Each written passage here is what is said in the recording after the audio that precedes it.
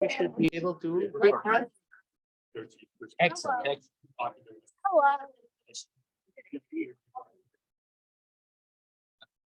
Push any full of my medication.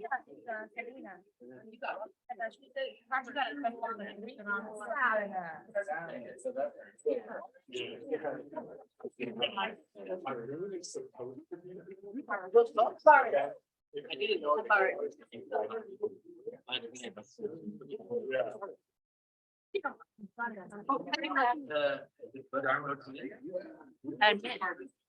There are people coming To visit. They're visiting. Oh. Make sure we. Where's my dog? The guy that black off is behind that shopping bag. What? My dog.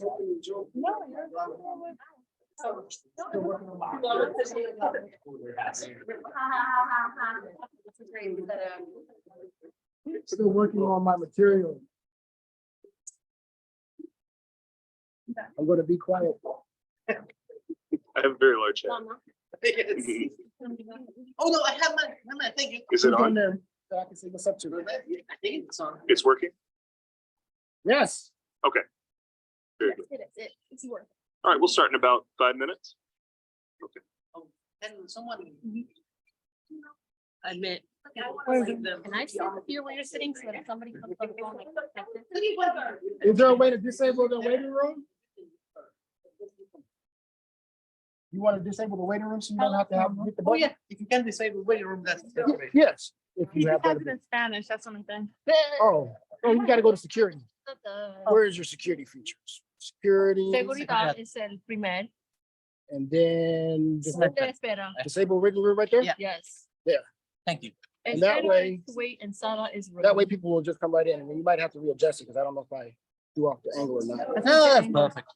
Okay, Hello, everyone. Hello. We're starting 3 minutes more. can everybody see the llamas? Like, we got a good angle? Oh, see. Because perhaps you can also stream. I don't know if we can stream it. Oh. But we should be able to. Now that I think of it. Share. No, this is not. Transmisión en directo. No, para YouTube. Of course. Yeah, but I don't know if I had to connect right now. Without a reception, it's difficult as well. Yeah, no, we'll do it. We'll do it later. We're already streaming through. Perfect. Okay. well, Guys, physically- you can hear us, right? Oh. Hello, hello. Oh, yes, excellent. Hey, Tara. How are you doing? All right, very good. We'll start in about 2 minutes, everyone. Super Houston. I have to keep my mouth closed. I'm too close to the food.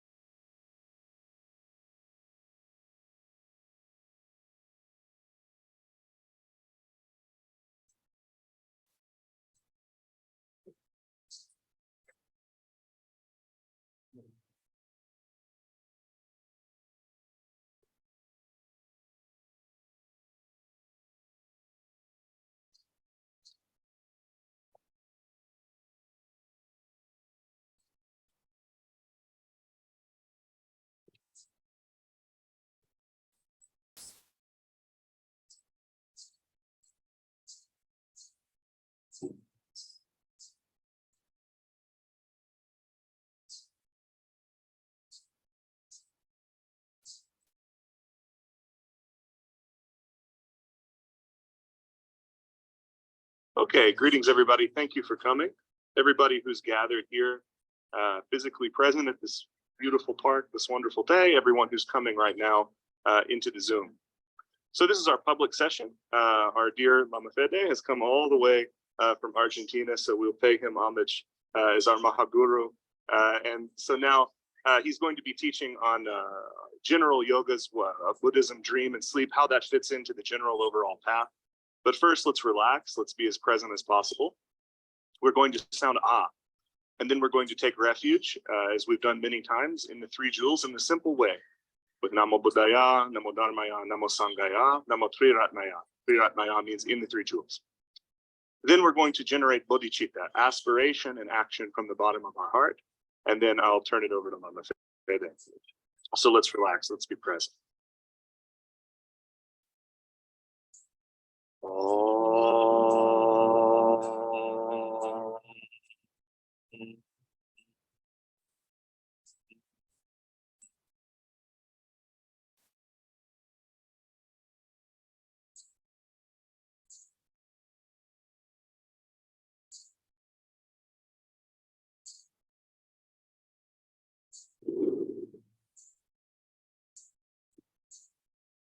Namo Buddhaya. Namo Dharmaya.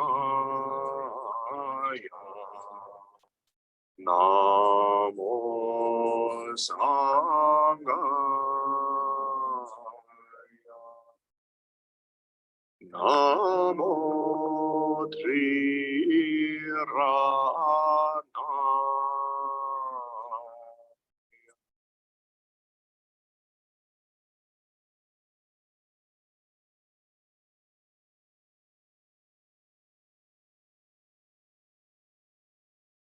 Om Bodhicitta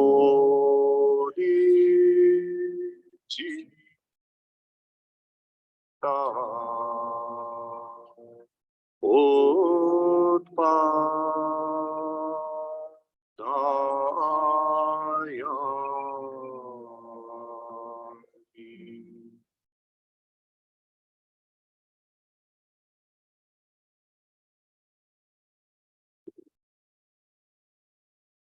Okay, so welcome. This is our second annual Damara Roast. The other one we coordinated with Lama Fede in Patagonia, and we were in Florida, but we tried to coordinate at the same time. And now here we are all physically present together. So this will be the public teaching. Then later, those who have signed up, of course, there's other teachings, but we're so glad that you've come.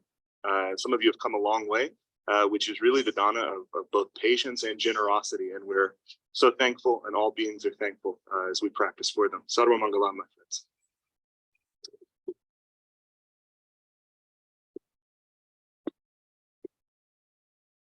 Thank you, Lama Shep, for your kind words, and thank you for having me here, Shep. And you have been tireless in this work of Dharma, And thank you, everyone, for being here.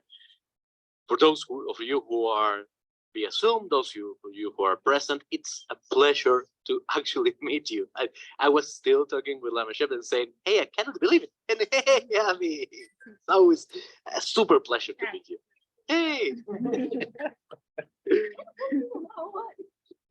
But they know you know. Now your photo is online. No, it's terrible, but it's a good idea to basically meet everyone, because, well, of course, there's no change for the teachings if we do it in person or not, right? But at least I think the teachings can survive being done virtually, as we have done for so many years. There is always this being together in a place, in a time, which builds us as a kula, right? As a family. And it's kula means clan, right? Kula, kula, kaula. These are words for a group of people who are united by something, by blood or by a common purpose, in our case, right? So today we are here to talk a little bit about this common purpose. And this common purpose is the liberation of all beings. Remember that for us, there is no single individual liberation. Of course, there is, and for some people, and it's okay, that's the path, right? But for us, all liberation has to do with everyone. So I'm very happy to be here in a place that has seen so much of civil struggles in the history, but at the same time, it can value that. Can value that path. Because in a place where there has been no struggle in itself, I think the Dharma, it's not that it's worthless, but certainly has this value, which is something I always reflect when I talk to people from places that are very well off, right? They surely value Buddhism because they're here. Well, not they're here, but they're there to learn. But what is that they value? For us that we live in samsara and we feel the suffering, it has a definite value. We're talking yesterday about the renunciation. That's not necessarily the renunciation of a monk or a nun, right? Those are great. But the renunciation of this trap of samsara that makes us suffer and keeps us apart. And this is the main thing that we have to think. And because this happens in a collective sense, in a systemic sense, the answer to get through it is to the same. And we're going to talk a little bit about what is language for us Buddhists, because it's both a blessing and a trap. We're talking language to communicate Dharma. We're bound by language. So in that sense, what I'm hoping to accomplish here is that we can think of language and we can exchange language as a way to destroy language. Right? This is my main objective today. And we have to start by telling you why I'm not invited to parties anymore. Which is that I went parties all the time, and I usually get very bored at parties because people they're not wild enough, and where they're not wild enough, they're not interesting enough. So they talk about I don't know things I don't follow, like movies and celebrities, which I don't have the faintest idea. Most of my time is very boring. Most of my life is reading theory at home, sitting and going, I don't know, over Barthes or something like this, which makes for a horrible experience at parties. You cannot go, hey, have you seen the theory of the construction and people that just. So I tend to ask questions that I find interesting. And the most interesting thing that I used to ask those parties, which is probably why they don't invite me anymore, was what is going to happen? What is going to happen after you die? Does anyone's going to care? And the answer is probably not, to be honest, or not enough people to care, right? Because we're no one of us is really famous, and the Buddhist thanks, right, to that. But in a larger sense, there is almost nothing that we're going to give or going to do that transcends that. We're all going to die. I'm sorry if this is news, but the only way. There's no immortality. And even Dharma itself does. Even there's eons without Dharma. They're what's called the hopeless eons, right? But what does keep going from time to time? Do you know what it is? Anyone has a clue? Vows. What? The vows. Our vows. Yes. Karma. Karma. Also yes, but they end with the universe. But what it goes usually on and on is radio waves, actually. So all these strange shows, talk shows from the 60s and 40s and 30s, they're in space, flying now. Until something's here, perhaps 10,000 years from now, you're going to get reruns of opera in space, right? And they go until you have enough cosmic noise that they become distorted. So the bows, yes, the bows and the Dharma itself. My idea is that it becomes like a radio wave, right? And our practice essentially here is to tune in to these radio waves, right? We need to tune in to those things that are floating around the space. And we're going to get a lot of noise. Yes, that is absolutely correct. And that noise may be fun, maybe not. We may construe that noise to be something meaningful. It does not matter. What it matters is that in some sense, we open ourselves to this experience. And it does not have to be something that is done very seriously. And I think that's it could be said of both Lama Sherpa and myself that while we are extremely serious in what we believe, we're not perhaps serious in how we do it, what we believe. And that's for us the way, right? And this is something that all teachers had, like, be it Norbo Rinpoche or be it Khenpo Pema, they're always a little bit joking. So my advice for you is keep things serious, keep your aim serious, but play a little bit, right? And in that sense, let's take just a moment to tune ourselves to new waves. So let's just relax a little bit. Open our senses, and in this beautiful place that we have here, just listen for a moment to the birds and the wind.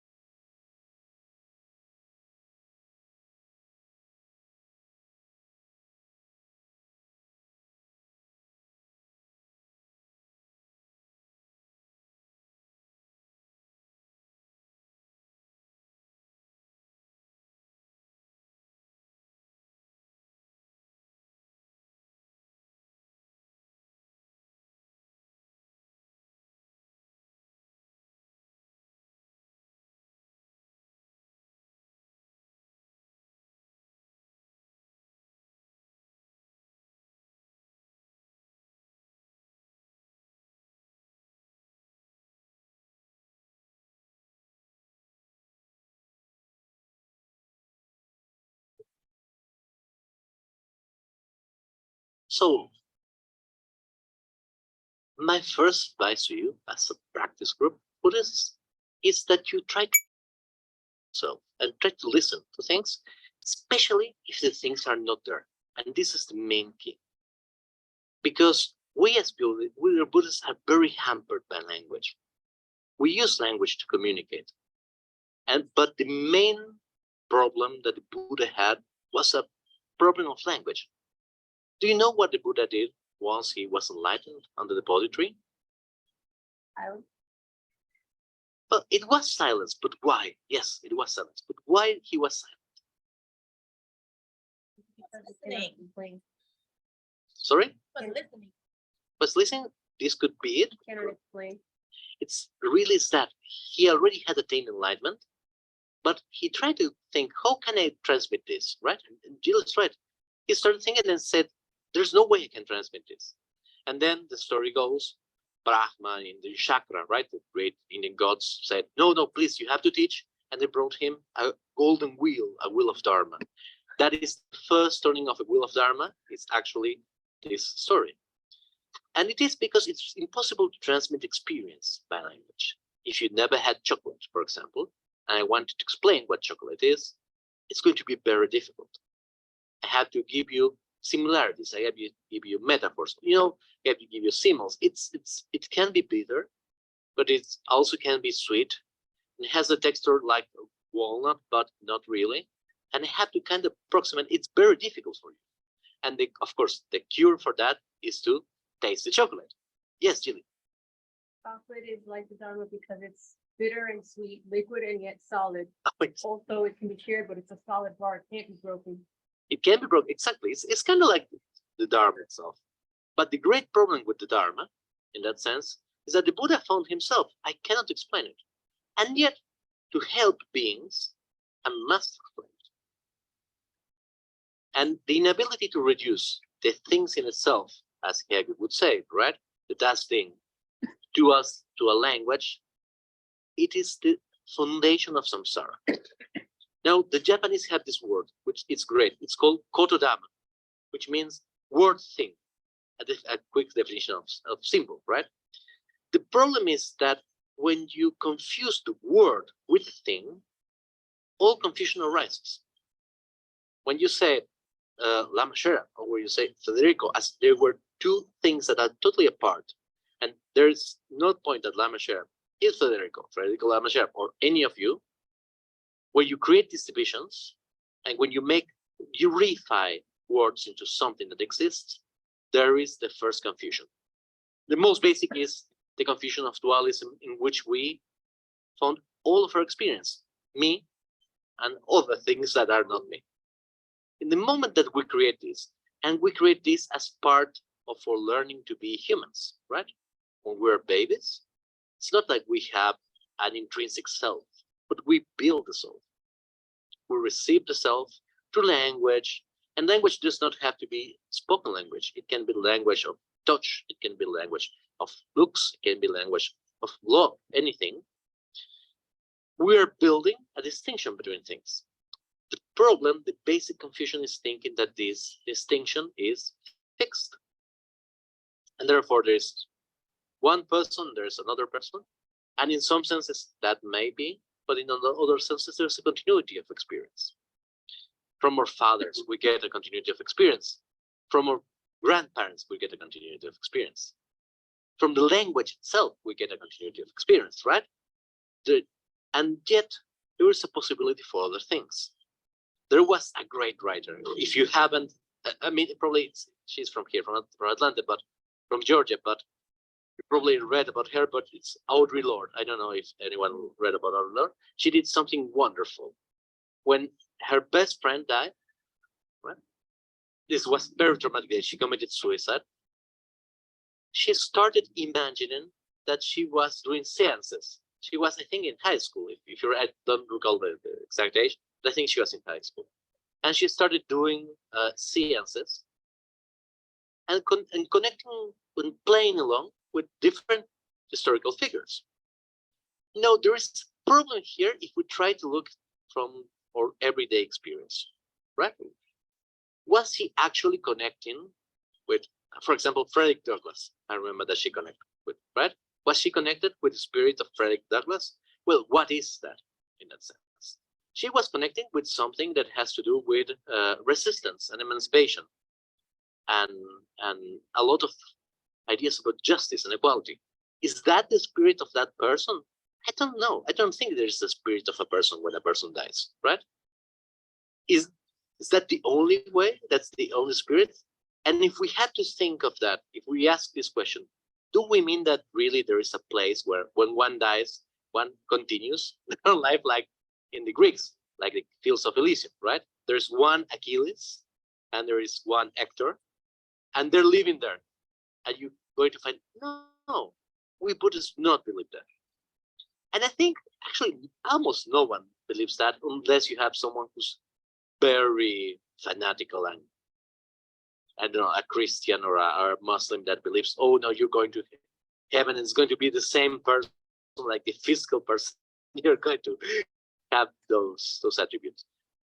But this belief is still lingers on in the language. If I told you that I'm going to connect with the spirit, I'm going to do a seance tonight, I'm going to connect with, say, Marilyn Monroe, there's going to be this idea that there is a Marilyn Monroe that I can connect with, right? There's somewhere there, and I'm going to use my spiritual radio to connect. Thus, language traps in ourselves, even in ghosts that we are not really, we didn't make, but ghosts we inherited. And a way to go beyond it is a way that Audre Lorde did, to play with it, to try to find the shapes of the issue, right? What I'm believing in, and how can I subvert this and help beings? That's the main, I would say, the main path that we can talk in the open without breaking any vows about how we do things in Vajrayana. We try to find the mechanism of the world, the mechanism of samsara, and we try to subvert it towards liberation. This is the basis of our orthodoxy, so to speak. This is orthodoxy. So in order to do this, in order to produce this, we need to understand the mechanisms of the world. And this is where our Buddhism, Vajrayana Buddhism, not necessarily the Buddhism of the TRC, but all Vajrayana Buddhism, differs from some other Buddhisms, like the Nikaya of Southern East Asia. In Southern East Asia, the Nikaya school teaches that the best way to liberate oneself from samsara, it's in some ways to retreat as much as one can from it, which is fair, it's correct.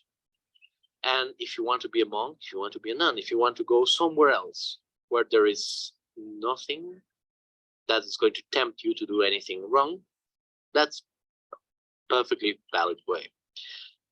This leaves the rest of us, of course, stuck in the mud, so to speak, but at least produces some liberation. So it has some value.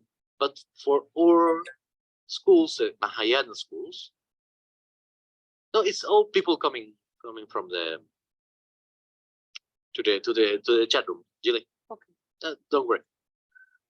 From our schools, since we have to help everyone, we need to understand how samsara works, how the world, the system works, so to speak. But if we're not talking about economic system, but actually the whole of the thing, economic, social, day-to-day, political, all these things that we call samsara, we need to understand it, and in some ways we need to be able to change it, right?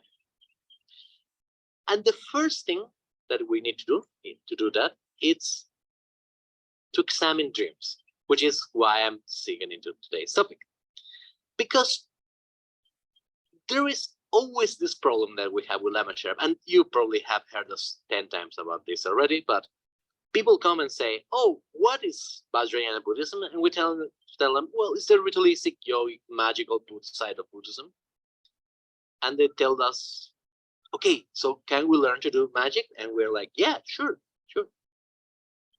But the way they think about magic, it's a conditioned way that has to do with the representation of magic within our culture, right? And sadly, it tends to be Harry Potter.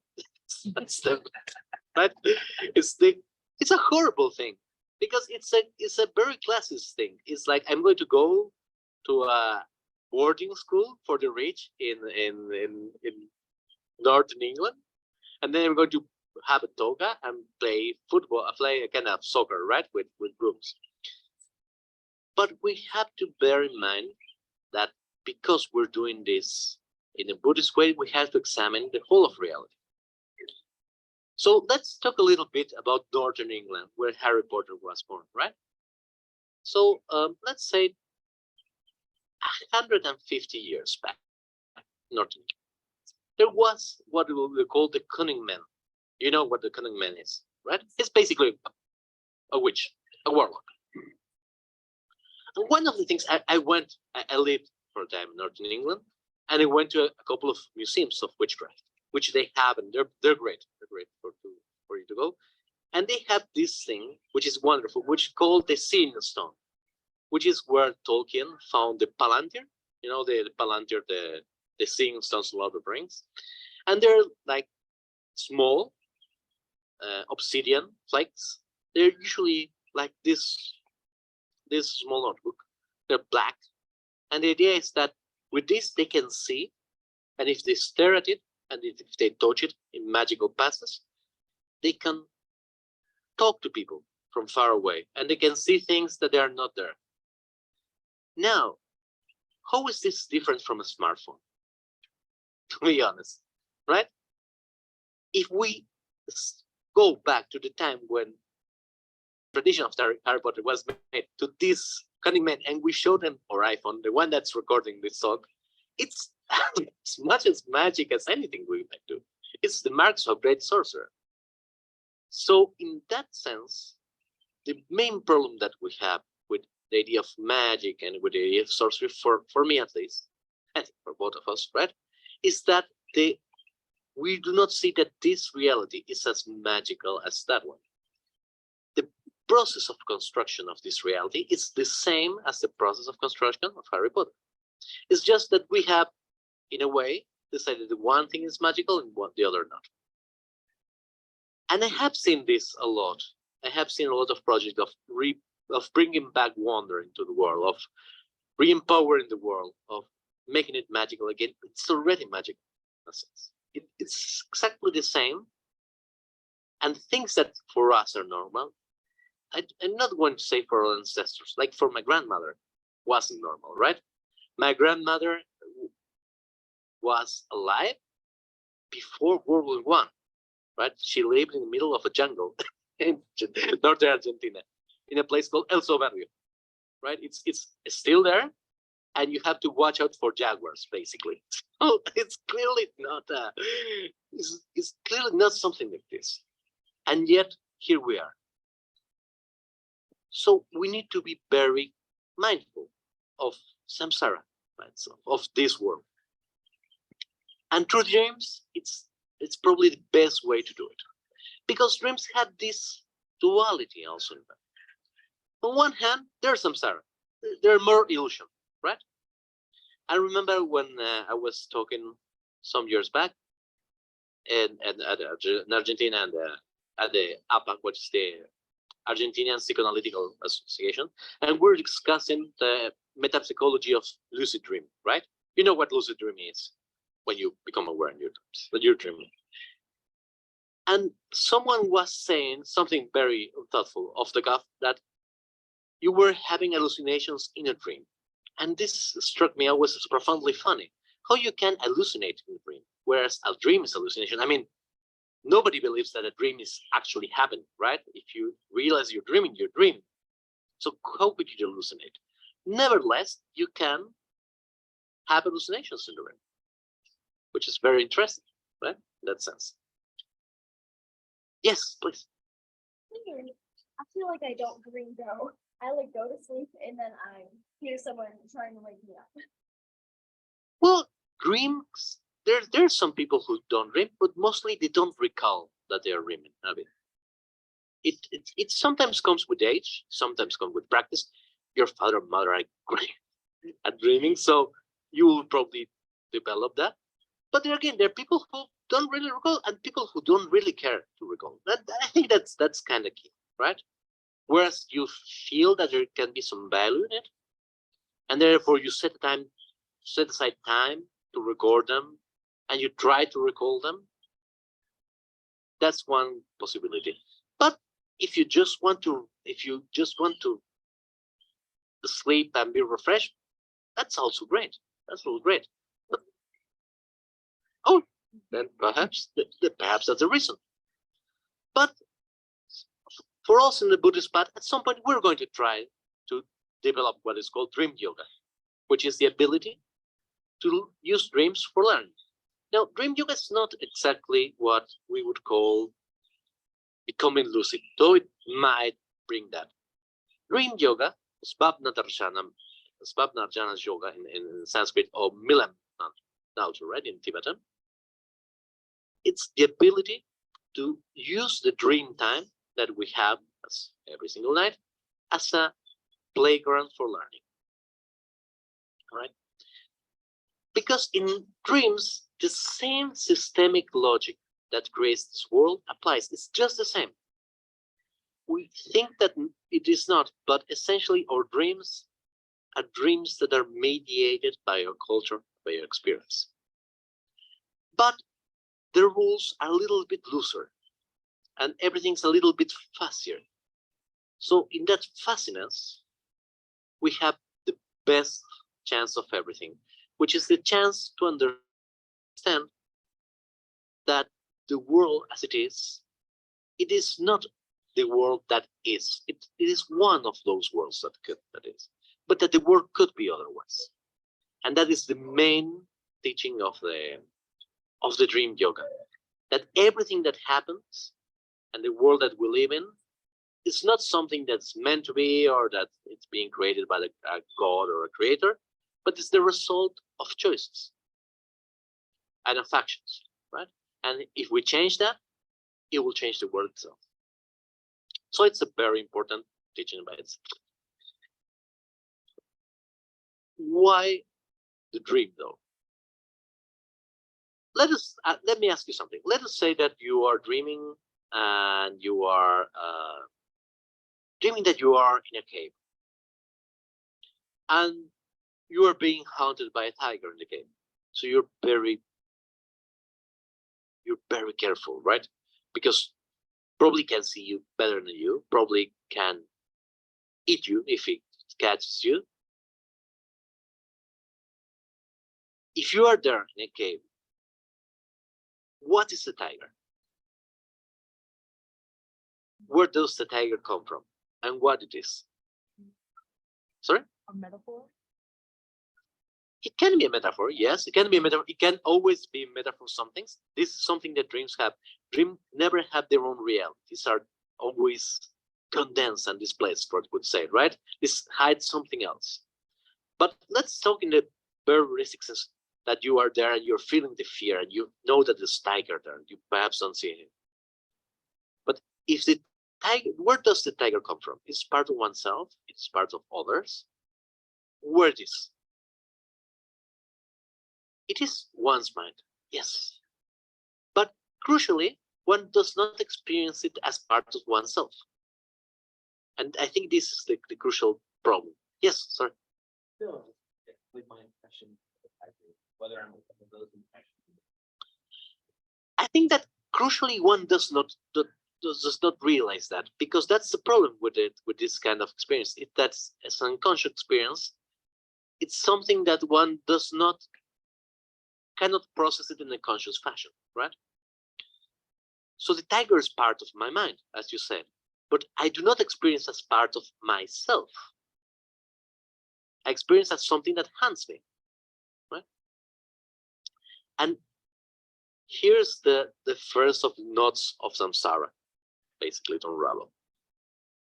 The thing that we experience as ourselves, it's never something we can actually think through. This is why shamat and vipassana, which are great techniques, are usually held to be slower techniques. Why is that? Because it's very difficult to bring all the things that we actually are in a contingent sense to the light, to see that they are contingent. You might think, hey, I know that there's no gender, and I know that there's everything, every form is empty.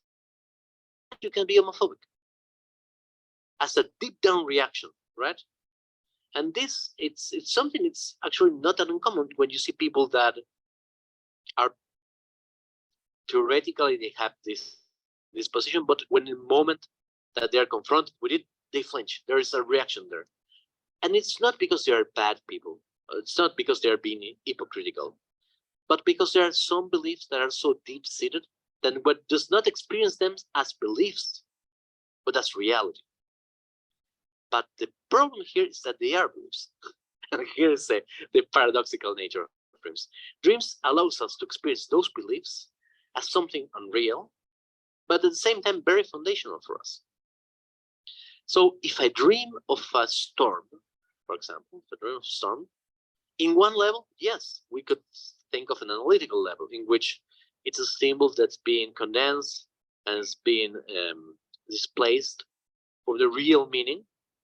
In another way, it's also, if we hear the thunderclap is a way for the storm to become us, to enter us, for us to process the storm itself in our bodies. Because if we see a storm in reality, if we just hear thunderstorm, we do not think as part of ourselves, even when we shake with the thunder. But in a very real sense, in the moment that we shake, the storm is entering us, and we are becoming the storm. So, in dreams, it's easier to experience this.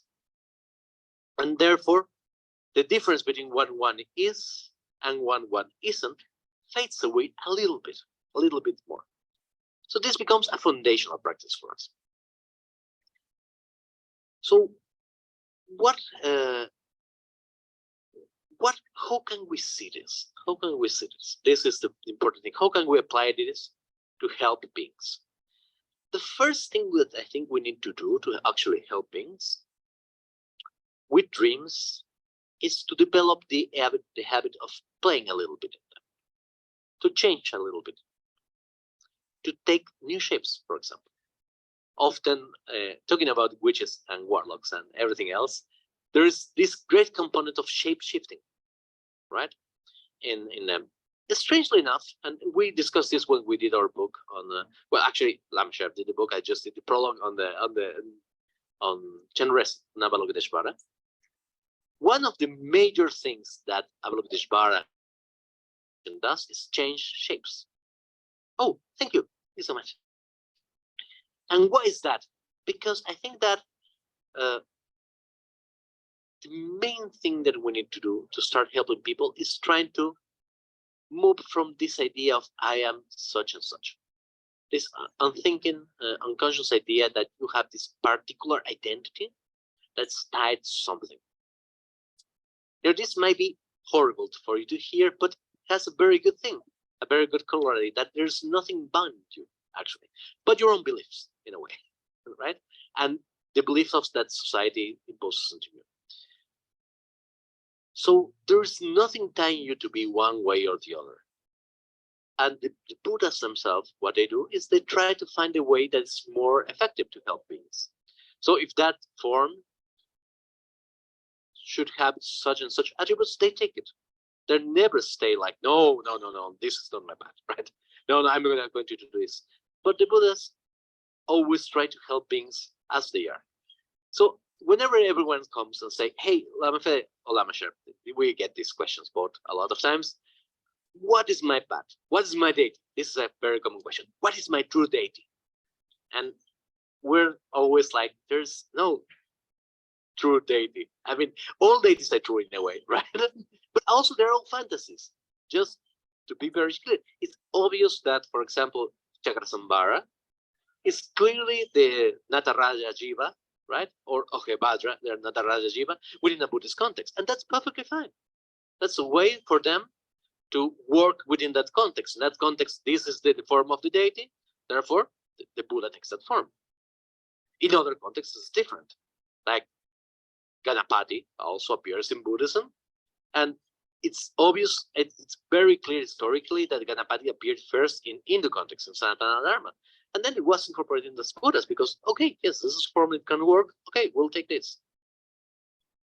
The main thing that the Buddhas have is this move towards helping beings and this view. But you need to get there. You need to get there. And the problem is, if you take the Buddha as another thing to hold on, it becomes another identity, fixed identity. Hey, my deity is Tara or Avalokiteshvara, and this is the only thing I do. And then you start projecting things on Tara. Oh, no, Tara is like this. Oh, Manjushri is like this, so I must be wise, right? And then suddenly, instead of seeing what things are needed, you are thinking what you should do in base of this story that you have told yourself. And again, you're trapped in samsara. The only thing is that before I was thinking of the story of Federico, this Argentinian dude, and now I'm thinking the story of Manjushri. Of course, it's a lot grander, right?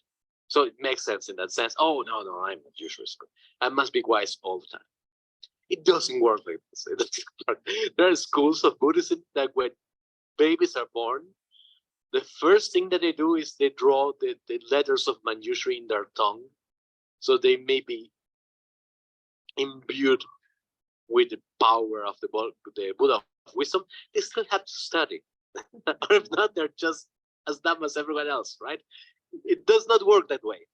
But it does work in the sense that if you think that when you need to study, you can take this inspiration from the Buddhas and says, okay, if Manjushri could do this, I can do this, and you can use this as a way to empower yourself.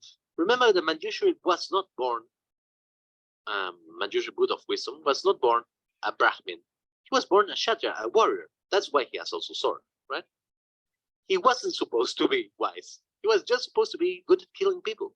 It was that he didn't want to do it, and he wanted to study, that he became the Buddha of wisdom.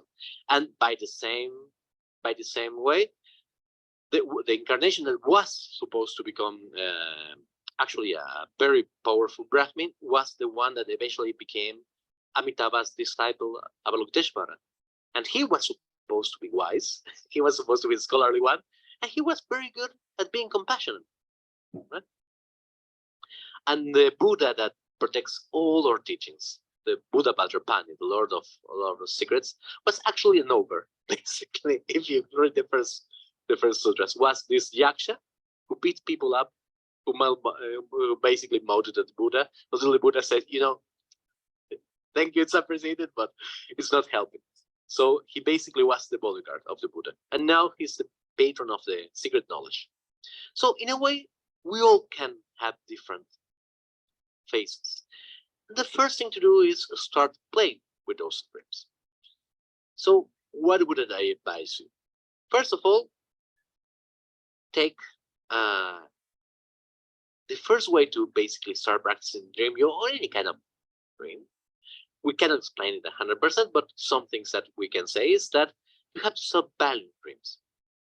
This is the first thing. If you do not value dreams, you won't probably get very much. You can get kind of these automatic dreams that some people have, right? You had a big empowerment, and then, oh, the connection produces the dream. But for a clear and sustained result, if you want to learn this path, you have to take dreams seriously.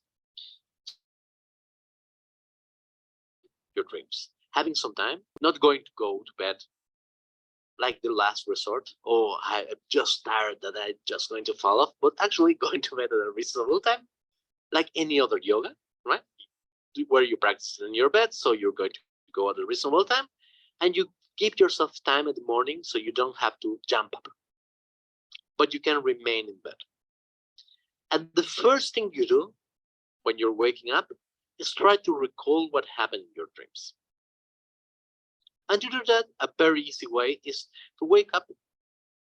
And if you can't recall anything, scoop a little bit to one side or to move in the way that you usually move to see if this dislodges some memories. And you're going to say, hey, but am I recalling these things or am I kind of fantasizing these things? What does it matter, right? A dream, it's, again, a fantasy of some kind.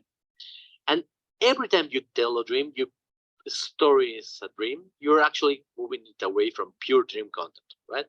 Pure dream content, it probably doesn't have a lot of plot, doesn't, but you're starting to create the plot. This starts to bring the dream into your everyday memory. And as soon as you have an inkling of it, write it down. This is the main key for every kind of dream practice. If you do not write it down, it fades away. Right? So you every day you wake up. If you want to practice this with some time, does that mean that you are going to go earlier to bed? Yes, probably. People who do these things like we do are very boring people, which is again why I'm not contrary that I'm not in with parties anymore. But yeah, yes, I was one of those people like, hey, it's getting late. I need to go to meditate. It's like horrible, the worst party guest ever. Please don't invite me to parties. I'm all right. Thank you. But it's like this. The other day, this is a true story. The other day, I was coming here, and they were having a party at my house, and I'm that guy who goes to his bedroom to work, and then comes and say, "Hey guys, my battery ran out. I need to work here. Sorry, the party's over. Thank you, everyone." Horrible, but in a way, being a yogi is not as fun as it might seem, right? Practicing yoga is not as fun as it might seem. You get the consolation that you have a lot of interesting dreams, but there is a component of discipline to it. There is a component of doing the work and putting yourself in the place to work. So this is the first part. Second, another thing that you might need to do is also practice any kind of mindfulness meditation. Now, this is an open talk, so of course we have meditations formed in yoga, and you will learn those in your course and the practices. But any kind of mindfulness meditation helps with dreaming, especially in the process of falling asleep and waking up. People tend to discount the process of falling asleep as a way to get dream messages, but it is probably as much as important or even more than the dreams that you have later on at night, because you still have some kind of some kind of control over it, right? So if you start thinking about something at this moment, you can exert some ideas. And for that moment, I very much encourage you to play. Imagine that you are other beings. Imagine that you have other bodies. Imagine that you are in other situations, right? And imagine that you actually are a Buddha. How does being a Buddha feels, right? This is basically most basic things about tantric practice. Of course, in tantric practice, we do it with a particular set of instructions, with mantras, but it's, hey, imagine if you're a Buddha. What would a Buddha do, right? And working from that space. This may not be a fully fledged tantric visualization, but in a sense, it starts to open you up to this idea that there is something else possible. You don't have to live like you live always. And there's more space in your head than you might think. Because it's whenever you're feeling tired, feeling aggrieved or whatever, it's like the walls and the roofs are pressing down upon you, right? But there's always space. There's always there the possibility of rest there. So you start doing this. And then when you start combining those two things, you're going to start to get records of dreams, and you're going to start seeing that you get cycles of dreams, and you're going to get 2 or 3 things. First of all, you're going to get a lot of what happened in the days before recorded in dreams. Tibetans call this pakchak, right? It's the daily remain, right? The daily remains of of your psyche, and this is perfectly right. It's perfectly normal, and you should get it. If you never get this kind of daily things, there's something you're either not telling yourself or not doing. This is part of the dreams themselves. Then you're going to get, I would say, like thematic dream cycles. Let's say that you're coming at an exam, you still haven't got the exam, you're going to still feel the anxiety, and it's going to manifest in a lot of ways. In the tiger, in being short of breath, in a lot of things that's going to start appearing. That's also okay. And sometimes it's even better that one thinks it's just not like the daily detritus to just record. It's something that can tell you things about yourself that you're not quite seeing, right? That you're feeling anxious or you're feeling afraid of something. And it's usually it's the most directly useful part. Hey, I'm feeling anxious and I'm having dreams of dying, I don't know, of a heart attack. Should I go to the doctor? And perhaps just going to the doctor, getting a checkup, and they say, hey, everything's okay, and the dreams go away. But sometimes it helps because you don't realize you're so stressed, and then you have to take some medication or do something. I know a couple of people who basically avoided strokes that way, actually. But that's another possibility. And the third possibility is more important, is that especially if you start practicing meditation and you start doing this small role playing before falling asleep, you're going to start having dreams in which the things are not as they are usually. You're going to see that they're not following the usual samsaric logic. And these are not necessarily dreams of liberation in a sense. It's not necessarily how a Buddha would dream. But these are dreams in which there is something else possible.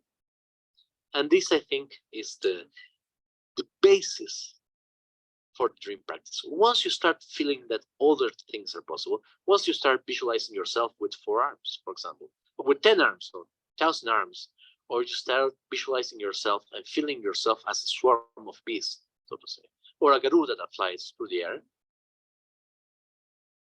this starts to change a little bit. Because suddenly you're not just the experience of someone like me, trapped in the body, who's sitting in a new place, but there's some other modes of experience that you can access. And from there is this 2 things. There is the conviction that this is possible, and this conviction is very important. I think that I would say the conviction that this is possible is a great part of the tantric path. That's one of the first things we have to achieve. But the second and most important is that you start believing in things that are not possible. And this is how we go back to the trap of the language, because what I have found often in people, especially people who come from, let's say, occult pursuit, from other practices, is that they're very good at believing in things that might be possible, visualizing things that are different, but they are zero capable of believing things that are not possible. And they'll draw a line and they'll tell you, no, magic can do this and can do this. Or no, this is how it works. This is life, man. There's to say this is how it works. It's the same thing as before. Say, oh, this is how the world works. It's the same trap. It's language trap. We're making it a thing. Hey, yes. We're blessing. That didn't work. So it's the same trap. It's the same thing, right? So they're basically taking what they think is magic, is sorcery, whatever it is, and making it another same thing, the same boring science. They want to make science out of it. We already have science for that. If you want to become a particle physicist, and that's great. It's a lot of work, and you get to know a lot of things how to work. That's perfect. But if you're using actually, oh, sorry, there's can it be that there's a small sign? Bateria baja. Oh, No s- battery. oh, but still, well, most of it should be. If it dies down, it dies down. Don't worry. It's still no. I have a charger. Oh, okay. It's probably just takes too much. But if it dies down, it dies down. But we stream it as much as we can. Right? No, it's still loading it. Yes. Don't worry. It'll be on until it is. Still, we're almost, yeah, it's 1 hour, right?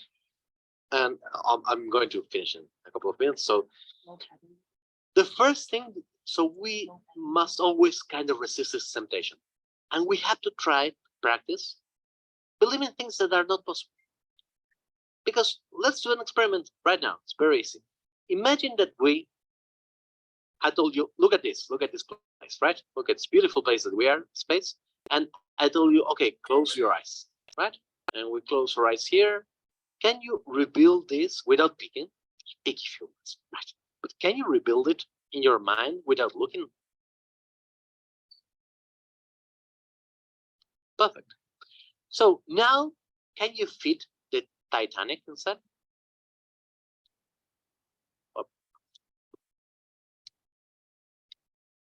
Without shrinking it. It's just the can you fit it? There is some resistance, right? Which is stupid because we're just imagining things. But there is this idea of size that underlies this. And the question is, why cannot we imagine that without shrinking the Titanic, we can't fit it here? And we say, because it doesn't fit. But it's just a visualization. Sorry? Oh, there's a real, right? Yes, we can always think it there. Oh yeah, don't worry about it. So the main thing is we have to work with these rules that we have, and in dreams we can. So the basis of Buddhist yoga, I think, Buddhist yogas of dreams and awakening, but especially yogas of dream, is to play a little bit with these rules, with the rules of size, with the rules of beings, with being a swarm instead of being one thing. If I tell you be a bee, it's a lot closer, even if one says one very small, it would be a lot better for you to imagine being a swarm. Because the swarm is the animal, right? The colony. The colony is the one that has memory, not the bee. The bee is just a cell. It's a cell that flies a lot more than my cells, right? But it's still a cell. So to try to become this kind of things, this is the first part of the path. In Tantra practice, you will learn to do this in a particular regimented way, which has also the added benefit of course having a symbolic importance and a series of traditions. But the main attitude that can be summed up is to be a little bit playful with this. And once you have found that the rules, first you have to find that there are rules, right? In that sense. But once you have found that you have rules and these rules can be loosened up, this is the basis for the practice of awakening, especially in our system, right? Because to understand the Pure Land is to understand that the world can be otherwise. There's absolutely no thing that prevents the world from being Shambhala or from being Fechara or Sukhavati. But the things that we do to keep this world as well, right? So once we learn this, then we get to discuss how we're going to change it, right? But the first thing that we have to do, I think that that's the core of that's where the Buddha's of the yogas of dream become the yogas of awakening. Is when we learn that these are things that can be changed, and then we can discuss the model in which we want them to change and how this should be reflected on us, right? And then there is Shambhala, there is Kechara, there is Sukhavati. There are pure lands for every single taste, but they must flow for this single insight. So for me, this is a very important insight for you to have, to understand that not a single thing that has happened here, that happens here, is actually fixed. That there's no fate or doom, or there's no God that ordains this kind of thing. But actually, this is the produce of, I would say, of our own minds, with a caveat that our own minds is not Federico's mind, because there's not actually it, but the complete sum of all sentient beings that have created society, that have created this language in which we are communicating, right? The Anglo-Saxon language that comes from, actually, from Rhineland. So if we are talking about this, if we have to change everything, we have to change, first of all, the way that we talk and the way that we feel that the world is. So having said that, my wish to you guys is that even if you don't practice dream yoga, you take out of this the idea that the world can be otherwise. And it can be a pure land, but it requires us to work together to achieve it. So with this, thank you so much. Thank you so much for here. And questions, comments? Oh, yes, please, sure. If everyone in the world changed their mindset to believe that they can, epidemics are still going to happen, so we still have something. How do we deal with that? Here's the thing: to change the belief, it's not to change. It's not a mental thing, right? And here's probably this other thing when we also have to try a little bit to understand. There is no just a simple belief on okay, this can be otherwise, but we carry on as working. There is a very interesting concept in Pierre Bourdieu's work. It's a sociologist, a French sociologist, who calls the habitus, which is the sets of belief practices that essentially one carries over day by day. So let's say that I am someone who's like a narco-libertarian, like these guys who are like doomsday preppers here, right? But in a day-to-day life, I still live in a city. I still live in I still work at my work. I still, I don't send my kids to school. So then I'm not embodying my belief. Yeah, I might call myself whatever it is, a doomsday prepper, and have stickers and whatever it is. But most of my time, I'm doing something else, right? If I do this, even if I believe it with all my force, I'm not going to be able. Because remember, giving what's I'm going to go there. So we have to embody the belief. That's why in Buddhism there is the Shila, the discipline part. So we have to embody our belief with this. If we believe this and we find that someone's still suffering, right? It is part of the work that we have to do, and we might alleviate the suffering, but we might not. That depends on the ability of us to actually help the other being. But if we believe it with all our heart and there's somebody suffering and we're not doing it, we're not doing the helping, then we're not really believing it, I would say. Does that make sense, Sharon? Thank you. Yes, Julie. Should we as Buddhists encode our own language? Not make a new language like Esperanto, but just encode our own, like hyper words that are minimalist words that have maximalist polysemic meaning. But that's essentially, that's what we all Buddhists do, right? That's already, we're doing this. That's why there's a hybrid Buddhist Sanskrit. So there was Sanskrit and a Prakrit and a everyday language. And then the Buddhists start coming and say, hey, let's redefine this word with everything else. And it's still just language. I mean, but it's just language, but at the same time, it's very intentional language. And in that sense, I think that, for example, the best language to represent our experience is poetry. So, because it's a very intentional language, right? It's language in which you're not just talking by talking, but you're talking in a particular fashion to show something. And Buddhist language, let's say that we encode it, and it's not a bad idea, right? We create a neo language, a con language created for us, has to reflect that. If it reflects that, if it has the same mechanisms of samsara, but geared towards enlightenment, that's basically an empowerment, right?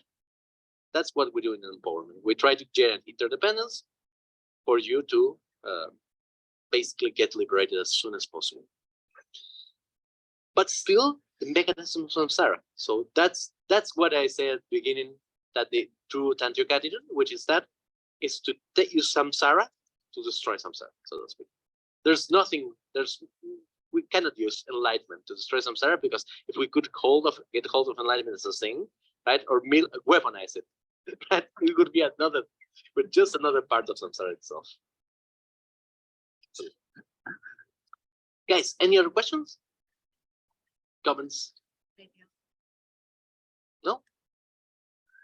Well, then again, thank you so much for having come here. And so let's talk a little bit about time and next steps.